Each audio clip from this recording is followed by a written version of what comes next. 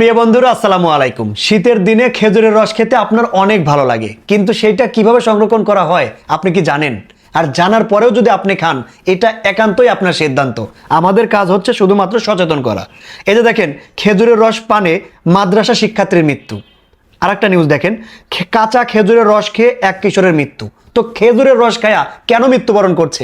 প্রিয় বন্ধুরা, এই যে খেজুরের রসটা সংরক্ষণ করা হয়, আপনি জানলে অবাক হবেন, এইটা কিন্তু অতটা স্বাস্থ্যসম্মত না। আর যারা সংরক্ষণ করে তারা কিন্তু ততটা স্বাস্থ্য বিষয়ে সচেতনও না। প্রিয় বন্ধুরা, জানার পরেও যদি আপনি খান, এটা একান্তই আপনার সিদ্ধান্ত।